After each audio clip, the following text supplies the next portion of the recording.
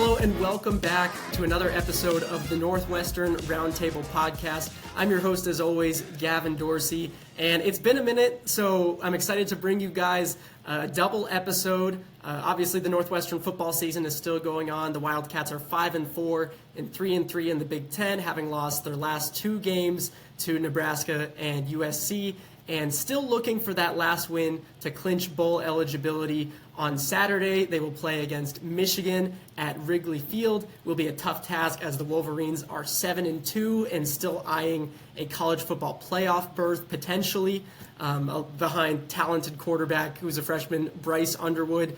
Northwestern suffered the unfortunate loss at USC last Friday. Lots of missed plays and just missed opportunities. Northwestern gets the stop and then allows the fake punt where USC subs in backup quarterback Sam Heward wearing the same jersey number as their punter. Granted, the Big Ten did say that a penalty should have been called on the second time that a player entered the game at the same position wearing number 80. So the outcome of that play would have been the exact same. The outcome of the next play, which would have been Sam Johnson punting, would have been 15 yards further back.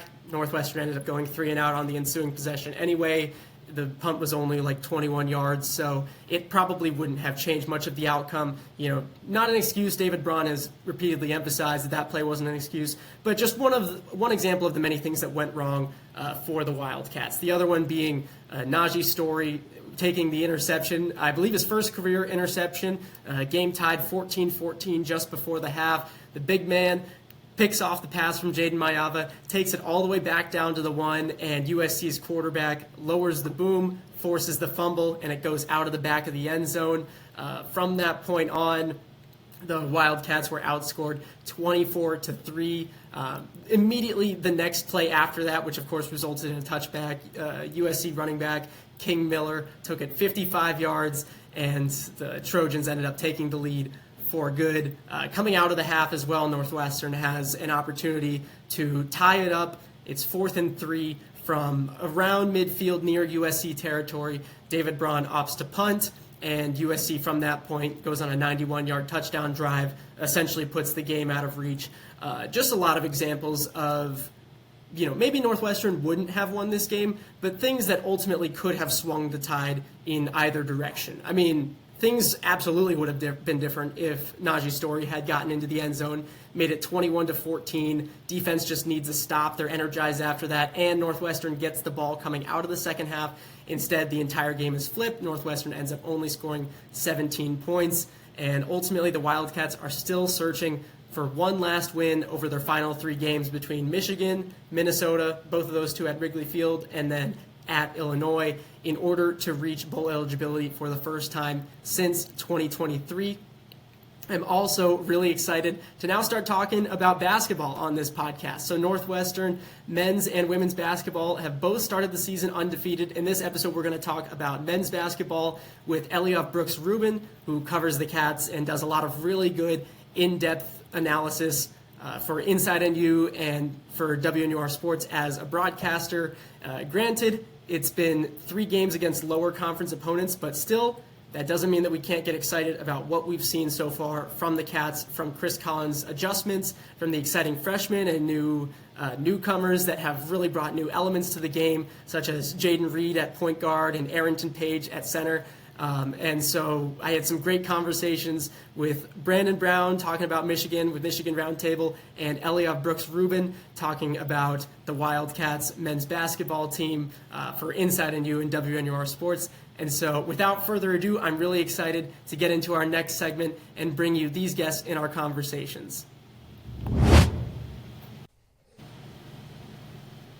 I am now super excited to welcome to the Northwestern Roundtable Podcast Brandon Brown. Brandon is the publisher for the Michigan Roundtable site, so my coworker over at Roundtable Sports is also publishing all of the Michigan area teams with the Spartans, the Lions, the Tigers, the Pistons, and we're really excited to dive into some preview talk where the Wolverines are coming to Wrigley Field this Saturday to play against Northwestern. Brandon, how are you doing today? I'm good. And you mentioned it right there, obviously, right out of the gate, the whole setup at Wrigley. I'm super pumped. I have caught one Cubs game in my life, but being in the press box of that place and just kind of being around there, I think I'm really excited about that. I don't know if you've had a chance to do anything there before, but I have not. So I'm really looking forward to this weekend, big time. I've covered my fair share of Cubs games there. I have yet to cover a football game. I did go once as a fan in 2023, and it was against Iowa. So as you can imagine, the final score was 13-10. It was an awful game, but the entire crowd was hammered, so it was a blast. Obviously can't up in the press box, but still a really cool environment. So, and this time, unlike when they first started, they now have 2 end zones, which is a big deal. They now have 2 sidelines, so Northwestern and Michigan aren't going to have to share a sideline. So it's definitely come a long way.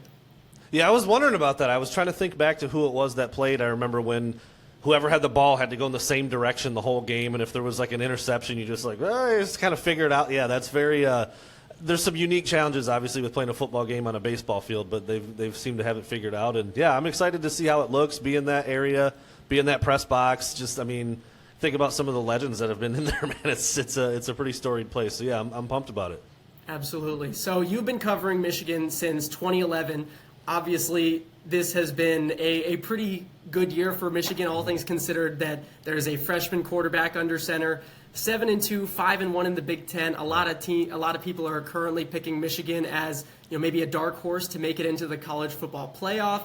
Still 3 weeks to go, but overall, what's your evaluation been of the season so far? And do you see that kind of as the end point? Is this Michigan team primed to make the playoff? I mean, it's a one-game season at this point. I hate to say that right now. I mean, you've got Northwestern, you've got Maryland. Michigan will be favored in both of those. They are favored against Northwestern, not by a ton, but a decent amount. They're expected to win. And they'll be favored against Maryland on the road, and then it's the game, and then it's Ohio State. And if they can somehow get the Buckeyes for the 5th straight year, they will have a really solid resume and a really good chance to make the playoff with just 2 losses and that win to cap off the season, even though they might not make the Big Ten title. Even there's a lot of things that have to play out. I mean, we're getting a couple weeks ahead of ourselves here, but yeah, I mean it's gone about as good as you would expect. Maybe not as good as you would hope. I guess that's kind of a way to put it. You start off the season with a road loss at Oklahoma. Week 2, Bryce Underwood, the freshman quarterback, getting thrown into the fire right away, and then they go out to USC and kind of get manhandled. That was probably their worst game of the season, and you wondered what was going to happen after that. And they've rebounded well. So they've done well. They're better than last year. They have a lot of talent at quarterback, although he is very young. The defense is very fast, very athletic, makes a lot of plays. My only hang-up and my only concern is basically the 2 teams that you've played that are on like your same level, you're 0-2 against. And so like that to me is a little bit of a concern, at least in terms of maybe winning the Big Ten, maybe making the playoff. I mean, if you finish 9-3 with a freshman quarterback and a new OC and a lot of new faces, most people would be pretty happy with that. But with most things still in front of you, like you want to get it all. And so like there's some anticipation and a little bit of trepidation just because you are 0-2 against the 2 best teams you've played. Right. And I think last year, you obviously watched that season. Michigan really struggles with quarterback play. You finish the year, and you're just like, I just need it to be done. Just been a brutal year. And then they go out and beat Alabama in the bowl game. Yeah. And you're saying, hey, maybe this – or they end up beating Ohio State, who ends up being the national championship or the national champion, and then Alabama in the bowl game. Everything suddenly rebounds a little bit, so you never know. Everything can really change in the blink of an eye. And obviously I'm predicting Ohio State to win that game, as I have for the last couple of years. They've proven me wrong in those instances, so we'll see what happens. Overall, when you look at this general Michigan team, it seems like it follows the guidelines of every Michigan team in the past, which is a really strong running game, a really strong defense. They're not really relying on Bryce Underwood to do a ton, but he has the talent and maybe more talent than the quarterbacks in the past, especially last year had. Overall, would you agree with that as kind of the strength with this group is really just the offensive line and the running game? Yeah, there's no doubt. I mean, Justice Haynes is out. He's got an injured foot, and he's been phenomenal this year. But Jordan Marshall, the sophomore running back, has shown that he's more than capable of carrying the ball 20, 25, even maybe 30 times if necessary, depending on the flow of the game and whether the passing game is working or not. And you nailed it. Bryce Underwood is insanely talented. Every talking head and expert who watches him play is wowed, but he just doesn't have to do that much. And so you almost kind of wonder, like, You went out and got the number one player in the entire country, one of the best quarterback prospects to come out of high school in a while. He's making like $10 million, by the way, something like that in NIL money. And he, like a couple weeks ago, he threw for 86 yards. It's like, what are we doing with this kid? Like, and he's super athletic. He can really do it all. But he just hasn't really had to. And, like, there is some frustration that comes with that because you want to push him to his max. And I don't think he has been pushed that way. But Michigan's wide receiver room isn't exactly the most dynamic in the country either. So you take the good with the bad. Again, they're sitting there at 7-2, everything pretty much still in front of them. But yeah, it's under Sharon Moore and pretty much under Jim Harbaugh even for his 8 to 10 years. Run the ball, play good defense, time of possession, don't turn it over, don't hurt yourself. And at the end of the day, you look up at the scoreboard and Michigan wins by 15. Like there's been so many times where I find myself just whining, complaining during the game, like air it out, throw it with J.J. McCarthy, same thing, very talented, very athletic, not doing much, and then you look up and they win by 20. It's like how can you really complain when those are the results you get? But it sometimes feels like you just want more, but wins are wins, and if you're 8-2 after this weekend with 2 games left, like you can't complain. So it's one of those funny dynamics, and that's why it's fun to watch. It's fun to do what we do and try to break down. And of course, I know more than the coaches, right? I mean, of course I do. So, but that's how everybody kind of goes into it. But yeah, they're going to run the ball. They're going to take care of the ball. They're going to keep it and keep that other team's offense off the field, and then the defense is going to bend but don't break in most instances and play smart football. Yeah, I was going to bring up J.J. McCarthy as well because he was a 5-star recruit, and he was drafted in, I believe, the top 11, top 12, not because of what he did at Michigan, because he really didn't have to do that much, but what they saw as potential in the limited opportunities that he did have to throw the ball downfield and the arm talent that he did have. Seems like Bryce Underwood kind of in a similar boat, albeit probably, David Braun seems really worried about what he can do with his legs and the dynamic ability that he has, not just to throw the ball, be really accurate downfield, but really to extend plays. And I think, one of the big questions for me in this game is going to be, can Northwestern's defensive front get to the quarterback? Because it's proven to do that throughout the entire year. Northwestern's secondary has been banged up throughout the season. And when we were talking to David Braun earlier this week, it kind of seemed like there was a little bit of a dilemma with, do you want to send the pressure at this freshman quarterback and, really rush him into throws, but then potentially risk him being able to use his legs and get bigger plays? I really see that kind of as the biggest question. Do you think that, I guess, where do you see, that potential matchup as, and, do you think that there is a blueprint here for Northwestern's defensive line to get enough pressure onto Underwood to force him into bad throws? Or, do you think that he's evolved at this point in his career where he can probably make enough plays out of them? One of the things that makes him really special is how well he throws the ball on the move. I mean, he almost seems to prefer it. It doesn't matter which way. He's right-handed, so rolling right's a little easier. But rolling left, I mean, thrown across his body, he's very good there too. He's got plenty of arm strength. I mean, he can throw it as far as he needs to throw it. And he's been criticized for throwing it too hard, maybe at times for shorter routes and intermediate stuff. So the arm strength and the arm talent, off platform while he's being chased, while he's on the move, it's simply not a problem for him. It's really not. I mean, it's one of the things that makes him pretty special as a freshman. Last week they're on a bye. The week before that, he was off. It was probably his worst game in terms of accuracy, missing guys high, rushing things a little bit, not as accurate as he's been throughout the course of the year. So I'm really interested to see, what did he work on during the bye week? Is he going to settle in a little bit? It's another road game. It's a weird venue like that. I don't know how all that factors in. I'm not sure exactly what the weather's going to be like on Saturday. You always have to throw that in here when you get into November in the Midwest and certainly in Chicago. But it's one of those things too where we've all year been wondering why he hasn't been used more as a runner, whether it's in the design, QB read stuff or QB power. I know against Nebraska, maybe 20, 30 yards out, he hit a QB draw, and he hit 21 miles an hour on the day on he can go, and they just haven't used him that much this whole season. Even in scramble situations, he's very, very athletic and can absolutely kill you running, but he wants to stay in the pocket and throw. And so there's also a balance there, where sometimes you're like, Bryce, just go, man. You can go get 8 or 10, and if you break a tackle, it could be 20 or more.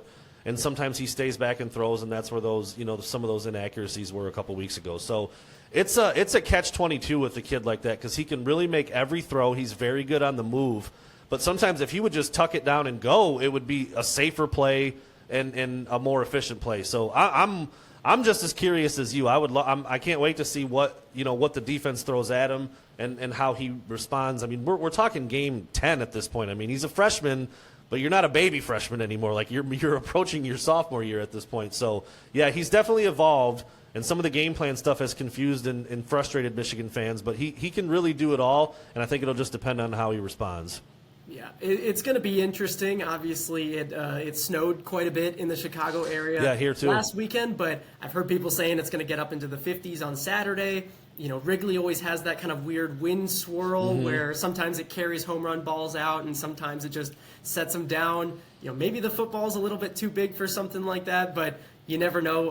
Going to be an interesting dynamic for sure. It's interesting to me how, these are kind of two teams success-wise on the very different sides of the spectrum historically. But when you look at the way that they play, it's honestly very similar. I mean, I'm expecting this to be a very low-scoring, defense-battled, physical game in the trenches with the run game. And yet there's this discrepancy between, Michigan is expected to go out and contend for titles every year, and, Northwestern is kind of fighting for a bowl game win. Something like that. Just something that's kind of interesting to think about. Obviously Michigan is an incredibly deep recruiting pool in that state. Could argue Illinois as well.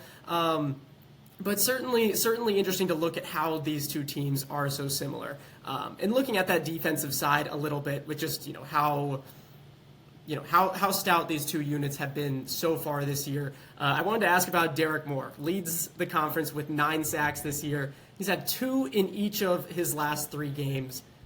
What has made him so good and so unblockable, entirely this year and of late? Yeah, I think one of the things is they keep those guys pretty fresh. I mean, sometimes they'll take guys out and you're like, why are you taking them out? But you get into third quarter, fourth quarter, and it really pays off. Wink Martindale, he's known for dialing up pressures and getting after the quarterback. That's kind of his MO. That's his calling card. But when you can do it just off the edge with 4, which is, that's Derek Moore. I mean, we're not talking about a blitzing linebacker or something. He's a full-time edge guy, and that's the only place he comes from.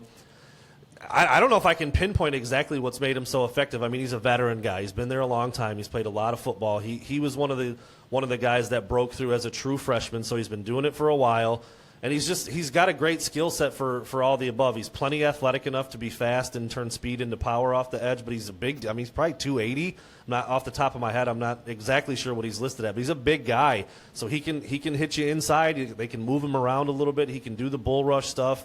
He just has a full repertoire of pass rush moves, whether it's speed or power, because of his size, because of his athleticism, and because of the way that Wink Martindale uses him. You got to pay attention to Derek Moore, but you've got Jayshawn Barham on the other end, and then you've got Ernest Hausman and Cole Sullivan blitzing up. I mean, they've got a lot of weapons on defense, and Wink Martindale does a really good job of mixing them up and using them in ways to get them to the quarterback. And Derek Moore, I guess, has reaped the benefits more than anybody else. But I mean, if you had just straight up asked me, who's Michigan's most athletic, worrisome pass rusher, I don't even know if I would say him, even though he might have the better numbers. I'd probably say Barham. He seems to be a little bit more disruptive. He's smaller, so he's quicker. He's a little faster. He seems to get the chips and the tight end over there and a little extra attention, and that's obviously freed up Derek Moore to have a lot of success. So it's a combination of things. I mean, 1, he's just a really good player. 2, Wink Martindale has schemed him up in very effective ways, and 3, having the attention on the opposite end from Jayshawn Barham has really helped free him up and get him a lot of one-on-ones. Obviously, a lot of interesting, one-on-ones, players that are going against each other this Saturday. What's one matchup that you're really looking at as, this could decide the game or swing it in any which direction? Well, I know the Michigan coaches were extremely complimentary of Northwestern's offensive line, which is, to my knowledge, very experienced. That's a bunch of grown men over there. I think they got 1 young guy and then 4 grad students, if I'm not mistaken. That's how the coaches at Michigan described it. And I apologize, I don't know exactly how to say his name, but the running back, Caleb, you can help me. Komalafe. That's probably what I would have said. I don't know if I would have got it right, but they were very complimentary of him too. They cited his vision and he's got breakaway speed and he always falls forward. He's a big guy, he can do a little bit of everything. So they seem, every time you go to a press conference, the other team, the coaches are pretty respectful of the other team. They'll always say some good things, but it felt like very genuine. It felt like they were very concerned about Northwestern being able to control the line of scrimmage with those experienced offensive linemen, very smart guys who have played a lot together. And then the running back, they just said, if you let him get loose, he can be a problem. So I don't know if that's technically one-on-one. Maybe it's more unit on unit. But I think in every game, the trenches are going to be extremely important, especially, like you said, when you talk about Michigan, you talk about Northwestern, that's where the game's going to be played and won. So I haven't followed Northwestern extremely closely in terms of watching all of their games, but just hearing the Michigan coaches talk about the O-line and then talk about the running back, that seems to be that's where they're looking. And I know the quarterback, too,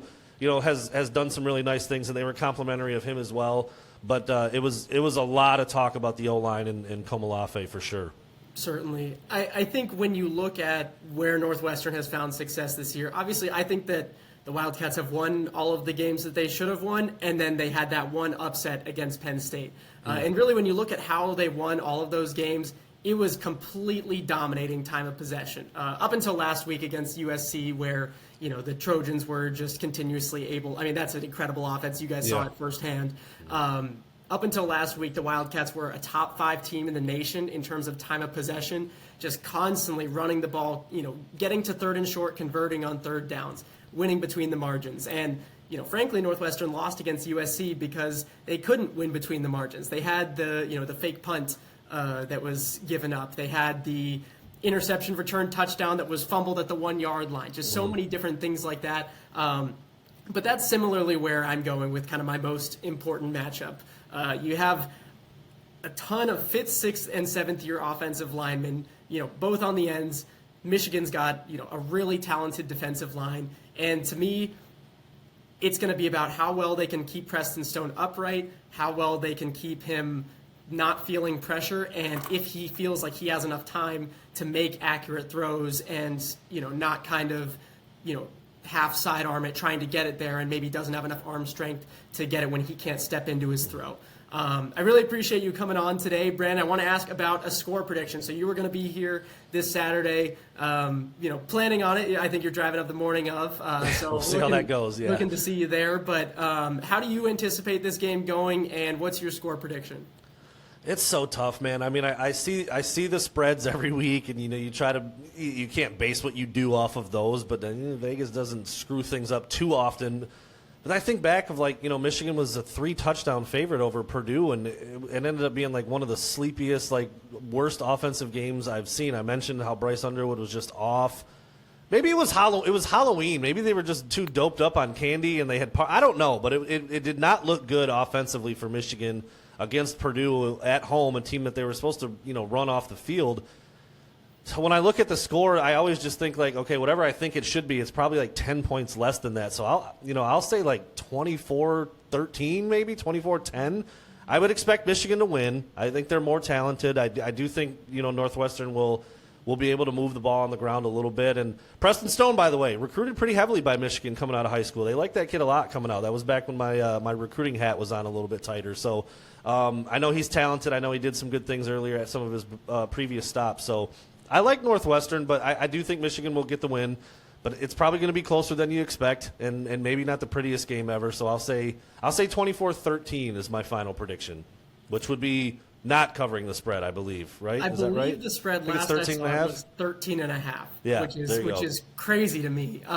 Not because I don't think that Michigan could win by 13.5. And not because I don't think that Michigan is talented enough to win by that kind of margin, but mainly just because I don't know how many possessions there are going to be in this game. That's it. So, my gut honestly is saying that this is the kind of game that Northwestern would win. And then I go and I look at Michigan's roster and I look at just how well they're moving the ball.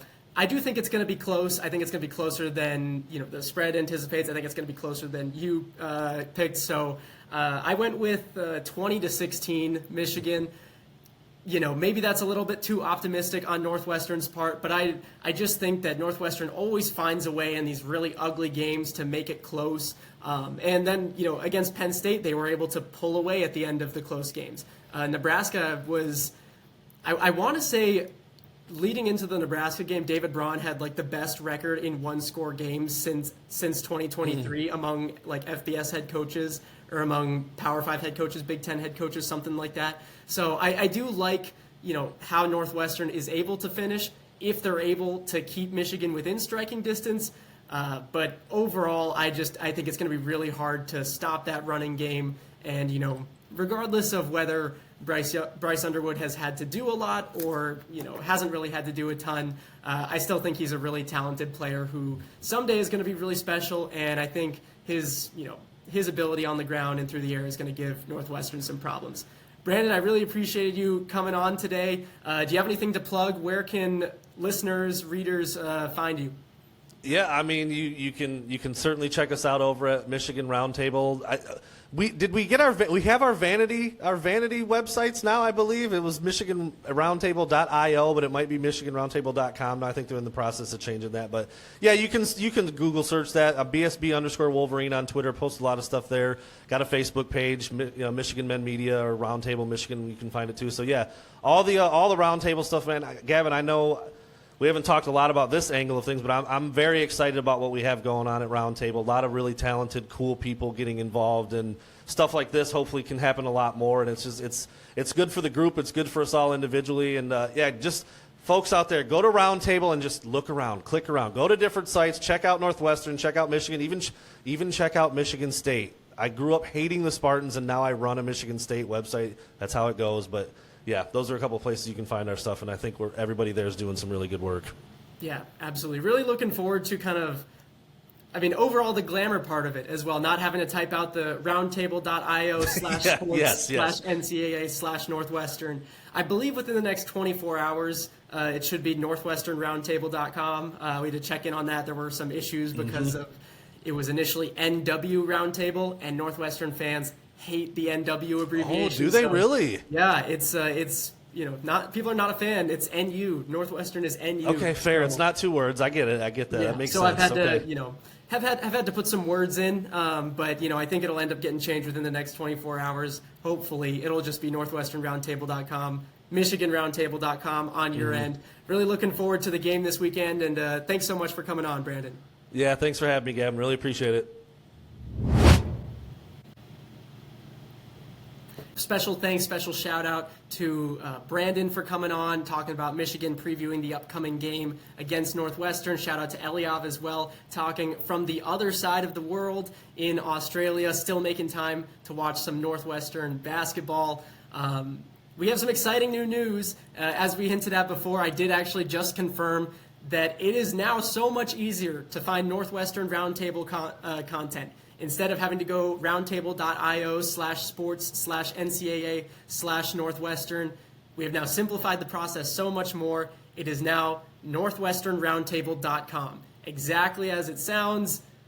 Everything should be so much easier now. We'll have it on the screen after this video. As always, you can find our written content, our video and audio content on there as well. Live game coverage and analysis, previews, predictions, thoughts, and more for Northwestern football and Northwestern men's and women's basketball. You can also make a free account, join our community. Anybody can make any community posts. You can share your thoughts on the Wildcats during the game, interact with other fans, and really just overall help build an amazing community of Northwestern fans and more. Once again, thank you guys so much for joining the podcast today, and go Cats. Pleased now to welcome to the Northwestern Roundtable Podcast, Eliav Brooks-Rubin. Eliav has been covering Northwestern men's basketball for Inside NU and for WNUR Sports, and now is currently watching the Cats on the other side of the globe in Australia. Eliav, how are you doing today? I'm doing fantastic. I just woke up, Gavin. We're recording this, late afternoon in Evanston, but it's 10:30 in the morning here, so ready to get my Thursday started off strong. Can I ask what time the Northwestern games have been that you've had to watch? Yeah, they've been pretty reasonable, actually. Most of them I've tipped off between 11 and 12:30, depending on where I am. The first exhibition game, though, which I tried to stay up for, tipped off at 3 in the morning, and I couldn't make it that far. I ended up catching it when I woke up the next day. Yeah, if I remember correctly, that was noon Central Time, or I Yeah, might have been wrong, but it was somewhere around that like somewhere around midday that. area. And there's definitely Yeah. a couple early games coming up for Northwestern, so hopefully not too bad for you and your sleep schedule. But lots of great things to talk about. Northwestern is 3-0, albeit we expected that. It's generally pretty easy non-conference schedule. Some upcoming games. DePaul we thought would be maybe a challenge. DePaul just lost to Buffalo last night. Oklahoma State coming on Thanksgiving Day. But the most recent game, Northwestern won 110-63 over Cleveland State after some initial offensive struggles in the opener against Mercyhurst. The Cats have looked much better scoring the last two games. Just overall an explosion from the offensive end, especially against the Vikings. Eliav, so far, what has stood out to you? What has impressed you about this Northwestern group? Yeah, well, first it should be mentioned that although it was, expected that Northwestern was going to win these games, in the past, especially last year, they really struggled with putting teams away in the non-conference. You take out the opener against Lehigh, which they won by 44, 9-point win over UIC, overtime game against Eastern Illinois, 3-point win over Montana State. All their wins this year have come by 20 plus. So to start with, they're beating the bad teams the way they should and the way that the metrics like it. When you start looking at, that's way far away, but you start looking at what it takes to get into March Madness. There's a lot of metrics. So like, do you beat the bad teams by a lot? And they've been doing that so far. And the obvious biggest difference to anyone who's been watching this team is the speed that they're playing at on both ends of the floor. In the past, their defense has always been a calling card, but it's been a more slower pace. Let the other team come to you, slow the game down type of defense. Now they're, picking up a lot closer to half court, sometimes all the way up in the front court or in the back court, excuse me. They're speeding teams up. They're forcing turnovers, and then they're getting out in transition. And you get the ball in Jaden Reed's hand in space, and good things tend to happen. We've seen him pick up a lot of assists. And even, the play that stuck out to me the most, I think, was there was one rebound in the first half of the Cleveland State game. KJ Wyndham gets it, flips it to Nick Martinelli. He goes 60 feet coast to coast on the dribble. And that's just not something we would have seen last year. He would have held the ball over his head, looked around, found Jalen Leach or Brooks Barnheiser when they were healthy, Jordan Clayton or Wyndham when they were not, and they would have slowed it down and probably entered the ball into a post up. Instead, he's going coast to coast. He's getting an easy layup contested by a guy who's about 6 inches shorter than he is. And I just the ease with which they're getting in transition and the easy points they're getting has been kind of the biggest difference for me so far. Yeah, the speed that Jaden Reed brings to that offense, and not even just the offense, on defense, I mean, he's picking up almost the full 94 feet, has just made such a difference. I didn't really understand just how fast he is until I saw him on the court. I said, oh my goodness, like he is flying up and down the floor. And especially also, I think the thing that stands out is watching Arrington Page, like, I didn't really have a ton of high offensive expectations just based off of what we had seen at USC and Cincinnati. But the fact that he's able to move as well as he has on both ends of the floor has also been a big reason that Northwestern's been able to push in transition. And it's going to be interesting to watch moving forward because a massive reason that the Cats haven't been a fast team the last couple of years is because how many minutes they've had to play their higher level guys. Martinelli is still leading the team in minutes so far. I think he's around 28, which maybe a little bit high for the 3 non-conference games, but they've been able to take him out at the end of the games. It doesn't seem like he wants to come out.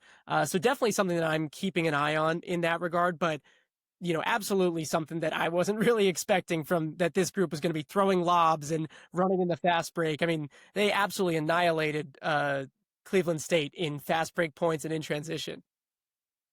Yeah, and it's just, I think that not only does the speed of Jaden Reed help, but the kind of the mentality of the team, the rest of the guys, they're returning guys on this roster who are not used to playing with speed like this. I mentioned Nick Martinelli, Sheravino and Wyndham, they're both fully capable of getting out in transition. That's just not something that was in Chris Collins' philosophy in past years.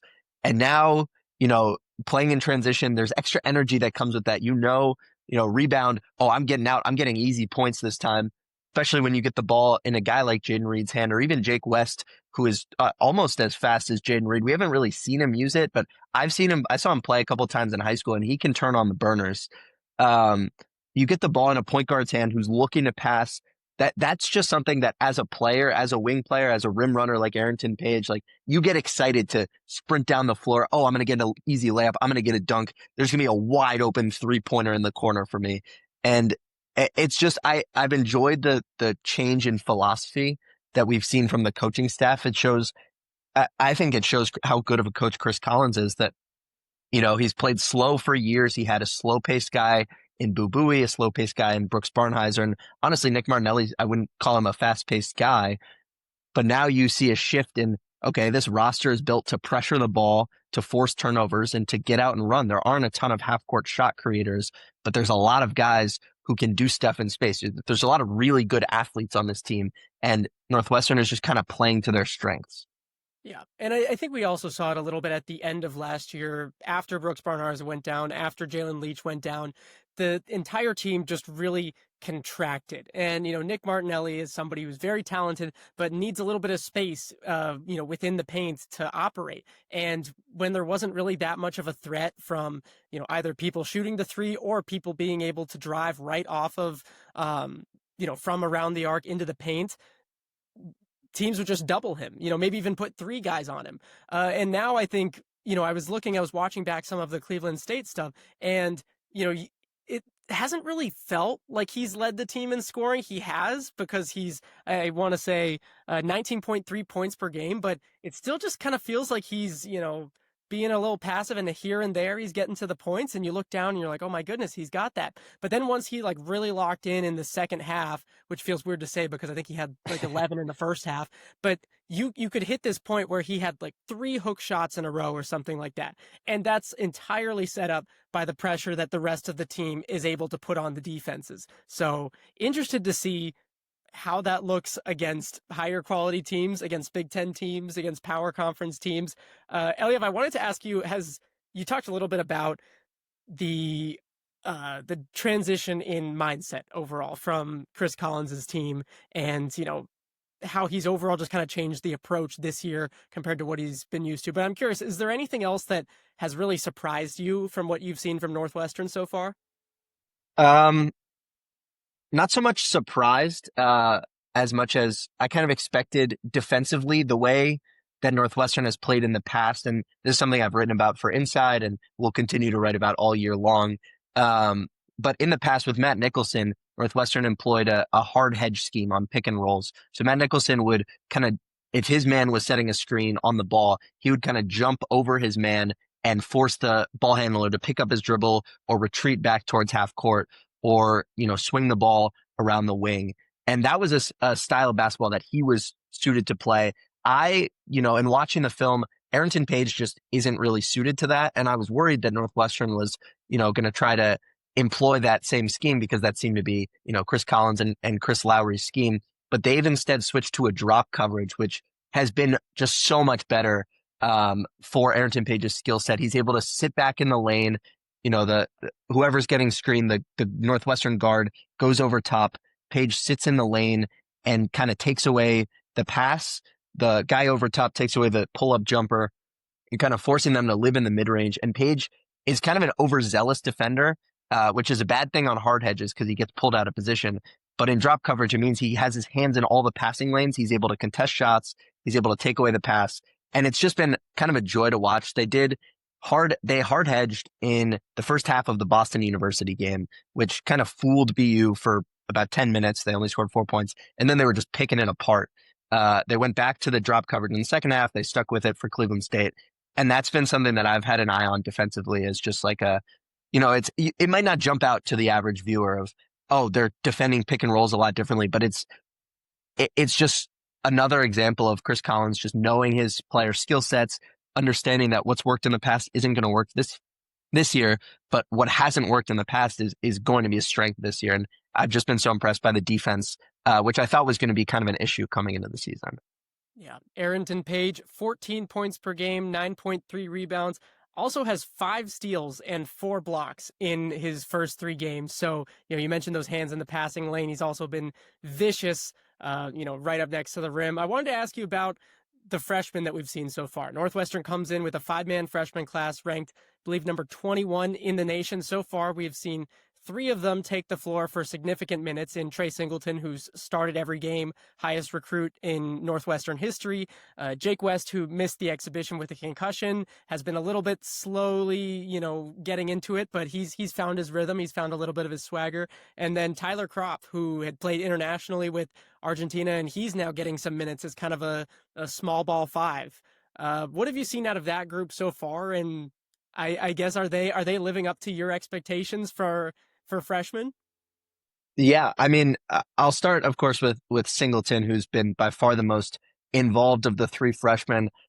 It was the first 2 games, especially, were a little bit of a struggle offensively. He really flashed in the first exhibition game against Iowa State, and then it's just been kind of slow going. But I've loved his action on the defensive end. I think he's active. He bodies up. He plays bigger than his size, and he's a big dude. He's 6'8", but he plays bigger than that. He's aggressive on rebounds. He contests shots.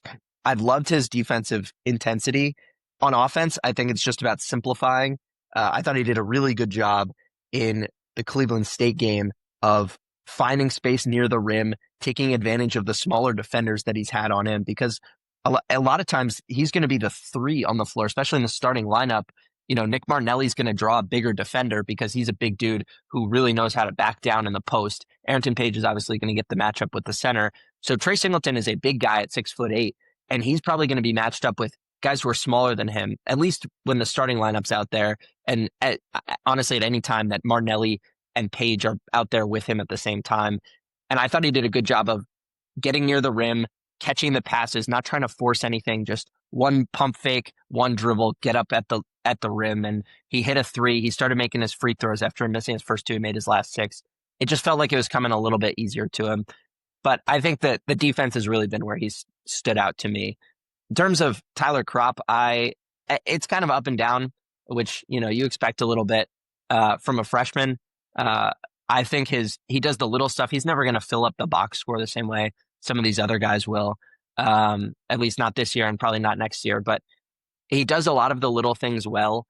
Defensive rotations on the backside. He can defend a lot of positions. He can move well for a guy his size, but also defend at the 5. They've used him to guard the opposing team center from time to time. Offensively, he doesn't have a super developed offensive game. There isn't really a go-to move that we've seen at the moment. The jump shots, we haven't really seen him pull it out much. So I just want to keep seeing him, set hard screens, catch the ball in dangerous positions, and look to either one dribble, go up and finish, or kick out to a shooter, which I think he's done a decent job of. Obviously there's development to come, but I've enjoyed what I've seen from him. And Jake West was, pretty bad in Northwestern's first game, but he's really impressed me in the last 2. He plays with poise. He doesn't turn the ball over. I think he's kind of the perfect fit behind Jaden Reed. He plays a similar style of basketball. He can shoot the ball a little bit. He can explode. He has got one of the quickest first steps I've ever seen from a high school guy when I watched him last year. And I think we're going to see more and more of that as he gains confidence. We saw a couple times, one crossover, a screen was set. He just got all the way to the rim. He had, I believe, one easy layup and earned free throws basically on the same play. So I think offensively, Jake West is probably the most advanced of the 3. And as he, gets into the flow a little bit more and maybe gets, if he can earn more playing time with his work on the defensive end, which is going to be the question for him, he's going to really impress people as the season goes on. Absolutely. I think the confidence is probably the main thing with all 3 of them, but especially with Singleton. You saw the initial shooting struggles in kind of the first 2 games against Cleveland State had gotten to the foul trouble early. You could see several instances where maybe he turns the ball over, puts his head back, and is like, and Collins immediately pulls him. But to his credit, Collins has been, consistent in getting on him and saying, hey, you've got to do your job, and we still believe in you. We're still giving you these opportunities early in the season so that you can, find your confidence and be a key contributor for us later in the year. And that's exactly what happened against Cleveland State, where he comes back in, he ends up making his last 6 free throws, ends up being more physical and more aggressive in driving to the rim on the offensive end, finishes with a career high 15. The one thing that you mentioned that has stuck out to me a little bit is the fact that because of Martinelli's there, he's usually been on a smaller guy or has had a smaller guy on him. And we've seen that a little bit catch up in terms of fouls where he maybe has gotten beat a little bit or, is just out of position because he's kind of more suited physically to play the four. And that's kind of turned into foul trouble. But I absolutely have faith that, Trey Singleton is going to be a really quality contributor for this team moving forward. And I think having him learn alongside Martinelli, who, different skill sets, obviously, but very similar size, I think is absolutely massive. Eliav, I appreciated you coming on today in early morning for you and whatnot. I wanted to ask one last quick question before you head out. Sure. It's only 3 games. There's a lot of season left, but has what you've seen from this Northwestern team changed your expectations of the prognosis of this season, how everything's going to go? 100%. Coming into the season, I was fairly pessimistic, I have to say. I wasn't sure how the pieces were going to fit together. I was really skeptical of Arrington Page and honestly pretty skeptical of Jaden Reed as well. His numbers didn't flash out at me at USF and I saw the speed, but I wasn't sure how that would translate to a full-time starting point guard role. Those two specifically have kind of completely changed the way I view this team. And just the coaching adjustments that have been made both on the defensive end and in the transition, just not so much the results have changed the way I feel, but watching the tape, seeing kind of guys play to their strengths, everyone is playing together. The team looks really synced up for a team that's, got 6 new guys in the rotation out of 11, and most of those guys are sophomores and freshmen. It's been really impressive to watch, and I don't want to say this is, for sure a tournament team. There's still a lot of questions I have that can't be answered, frankly, against the caliber of competition they've been playing. But compared to how I felt 2 weeks ago, I feel a lot better about this team's chances of, at least contending for a bid in March. Eliav, appreciate you coming on. You're on the other side of the planet currently, but what have you been working on? Where can anybody who's listening find your stuff? Yeah, for the fall, I've been on Inside NU. I have a column that comes out every Friday in America, every Saturday morning for me, that kind of breaks down tape. It's called Colin's Classroom. Keep an eye out for that. And when I get back to the States, I will be on WNUR Sports, the podcast, and calling some games as well, hopefully. So keep an eye out for my name. And go Cats. Appreciate it. Look forward to talking to you again soon. Have a good one. You too.